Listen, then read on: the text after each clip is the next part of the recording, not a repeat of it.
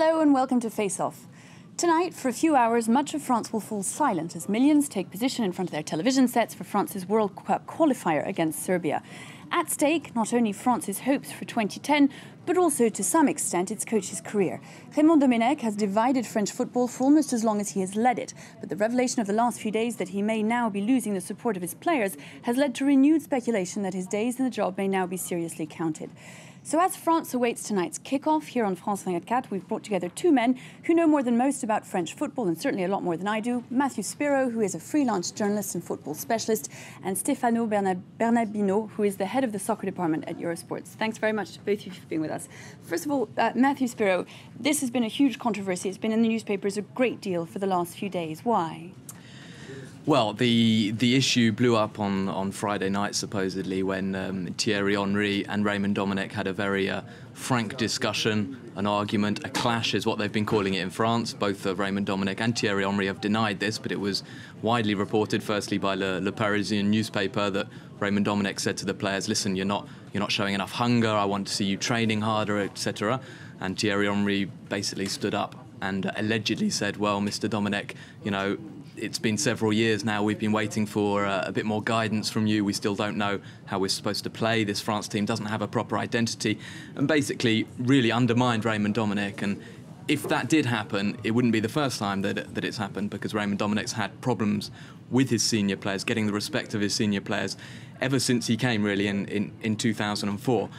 This has been sort of brushed under the carpet. There was a very disappointing result that followed at home against Romania, a 1-1 draw, which has basically left France without their destiny in their own hands now in terms of finishing top of the group and qualifying automatically for the World Cup. So tonight they play away to Serbia, and of course Serbia are top of the group. Everybody's going to be watching the game with a lot of attention, not only because of the result isn't, well, of course it is important, but even if France win, they may not, or they probably won't finish top of the group, but they want to see if this France team still want to play for Raymond Domenech. But much has been made then of this alleged dispute that happened in the dressing room. But of course, these kind of chats happen a lot, as you mentioned. Why has this one been reported so widely, and why is this being considered so important at this particular stage in Monsieur Domenech's career?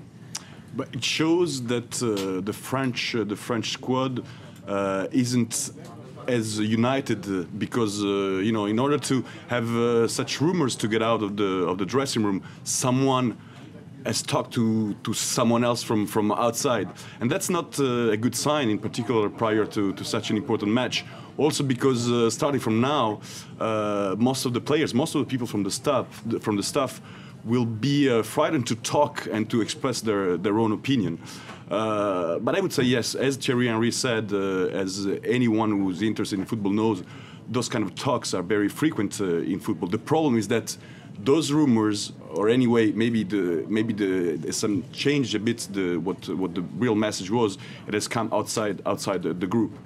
But it's the debate is not really Raymond Domenech yes or Raymond Domenech no.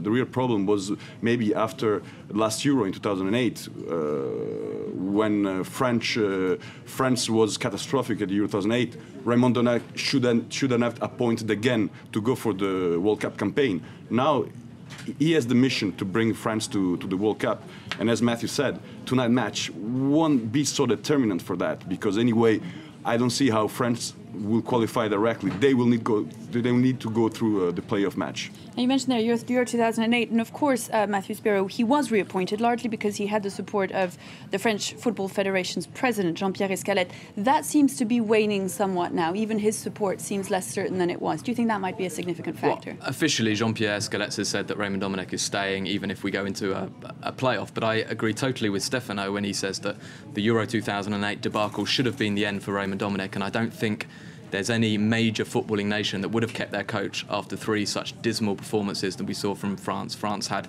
an excellent team, perhaps not a team capable of winning Euro 2008, but certainly a team capable of producing better performances. The problem also was that the French Federation took a gamble. They extended Raymond Domenech's contract just before Euro 2008, perhaps to try to give everybody confidence and to say, look, he's our man. After that, it's very difficult to sack him. It's very expensive to sack him, but perhaps that should have been done. It hasn't been done, and now I agree with Stefano. This is not the time to change a coach. First of all, you're not going to get a coach of the standing you need to come in at this stage. If you want Laurent Blanc, if you want Didier Deschamps, now is not the time because they're starting seasons with Bordeaux and Marseille.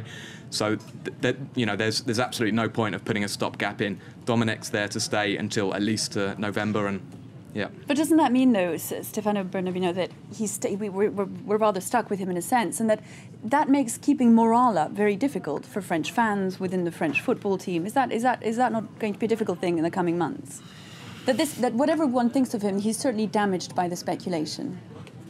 It's very curious because I think that the first half France played last Saturday was maybe the best first half I've ever seen by Domenech's squad be playing in a match. France should have led 4-0 after the first half. And it's true that game-wise, football-wise, it was an excellent first half, not the second half, first half match. So, at a certain point, there's a coach who makes choices, who picks the players that are in the squad. But then on the field, it's a matter of players. We've been talking about, France have scored 5 goals in 8 matches, and that's really a very poor record. But at a certain point, it's up to the players to perform on the field. And Raymond Domenech against Romania, he put 3 forward players in front, and the biggest critics was we are not enough going forward. We don't try enough to score goals. By the way, he's going to be playing exactly with the same tactics tonight.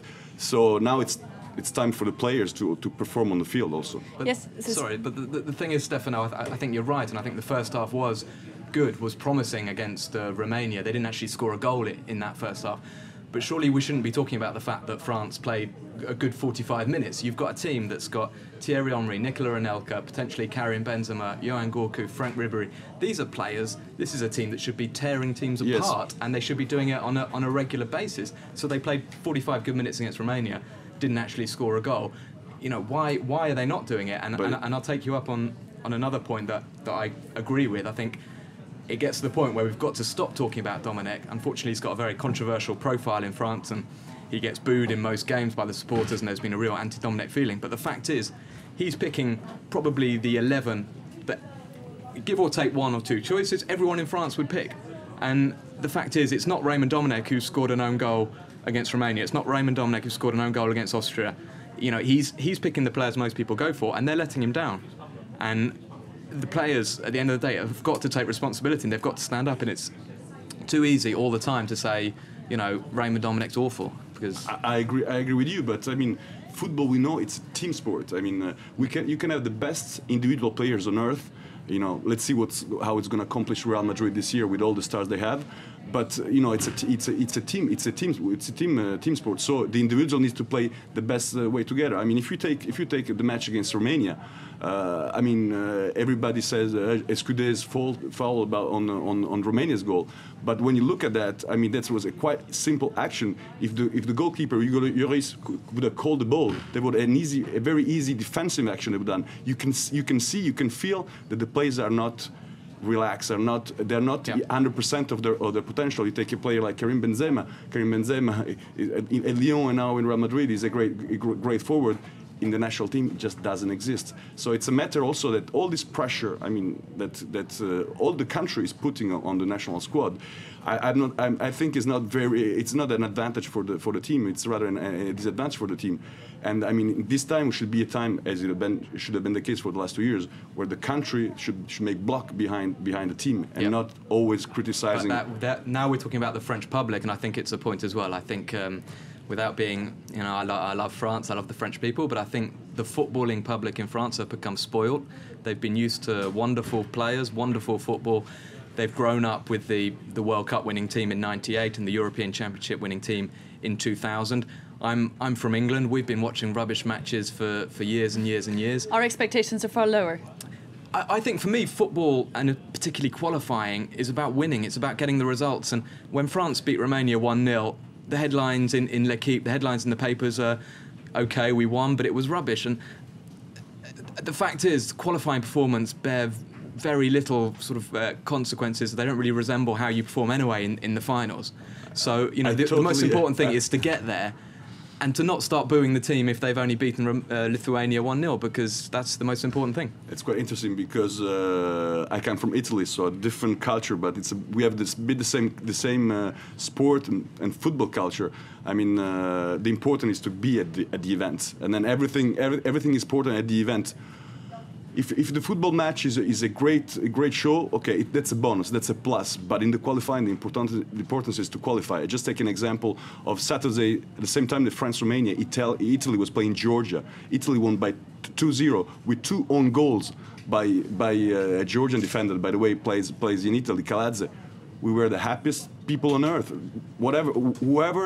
However the ball goes in, the important is the ball goes in. And it's true that the French, after this France 98, as they all remember, for the French crowd, the football culture starts with France 98, and they still have this. Not for all of them, but for a good part. Yeah. For most of them, yeah. And they're used to that. They're used to those performances. They're used to this 3-0 finals against Brazil, and for them, that's the standard that the French squad should have all the time. But that's just not possible. Look at England. What happened with them? England didn't go to Euro 2008. 4 years later, they are dominating their group, and they'll be one of the favorites at the World Cup. I wish for England. So Matthew Spurs, is the idea then that in a sense Raymond Domenech is a victim of France's previous successes, or is there something in the fact that he perhaps just isn't up to standard? I think a bit of both. I think Raymond Domenech has been coaching for more than 20 years. He's never won anything in his whole coaching career. He's had a club career. He coached the under-21s for 13 years. He had a wonderful under-21 team with Henri, Trezeguet and all the big stars, and never actually won anything with them. So, you know, I am not anti-Domenech. I think he's an intelligent man with a lot of quality. I think the problem he's got, and I'll make the comparison again with England, if you don't mind, is that these days you've got all these multi-million-pound football stars. There's a lot of big egos, and I think they don't necessarily automatically respect Raymond Domenech how they would, for example, Laurent Blanc, or how they would Fabio Capello. England had Steve McLaren before. They had a lot of star players, Rooney, Ferdinand, etc., who walk in there and who see a coach who used to be assistant to Sir Alex Ferguson and who coached at Middlesbrough, and they don't necessarily take everything that he says as given. And I think Raymond Domenech has had to fight throughout. And the fact that he had to bring the old guys back, Zidane and Thuram and Makelele, to qualify for 2006 undermined him enormously. They got to the final, and that obviously played into Domenech's hands, and he's been living off it since. But how much of that was down to Domenech? I don't think he's a bad coach. I think the problem that he's got is it's this problem of getting the respect. He talks about the fact that the press and the fans don't help the French team. That obviously just gives a snowball effect, because people are saying, oh, you can't blame the fans for the fact that France are rubbish. But I think, as Stefano was saying, there is this negative atmosphere that surrounds the team now, and that is making these players a little bit perhaps more nervous than they should be. And Julien Escudé makes a mistake that he would never have done in his club. We've talked, Stefano, so far about the coach's relationship with the players, his relationship with the Football Federation and its hierarchy. What about his relationship with journalists? Because that's also a factor in this. He doesn't have the best of relationships. How important is that?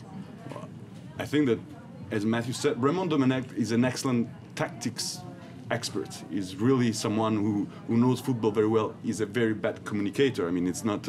We don't discover that this year. We remember after being kicked out of the Euro 2008, the first reaction he had that night was to ask the marriage of his girlfriend on live TV at the moment, and that was really surprising all the country, because I mean there was a catastrophe for France, and all the main coach was thinking of was just getting married as soon as possible.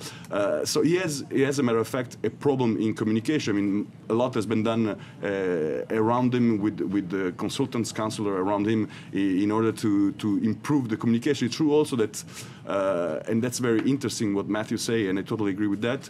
He has to deal with players that earn a lot more money than him, and the respect, the term respect of the players towards him. The crowd, the press feels that. I mean, Domenech is, even though a lot has been done, I mean, if you consider that on Monday night, Thierry Henry was on TF1, the main news program, live from the castle of Clairefontaine, in order to talk about the dispute he had.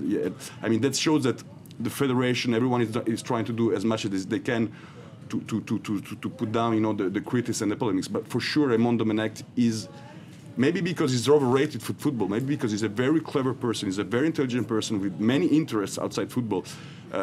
He clashes a bit with the world of football, where the most important are the 3 points, you know, the most common sentence pronounced by any coaches and any players. Brilliant. Well, thanks very much. I was going to ask you both how you reckon France would fare tonight, but I'm afraid we're out of time, so we'll just have to wait and see. Thanks very much to both of you for being with us and for shedding some light and enlightening me, if nothing else. Thanks very much for watching. We'll be back, of course, at the same time again tomorrow. I do hope you'll join us then. Goodbye for now.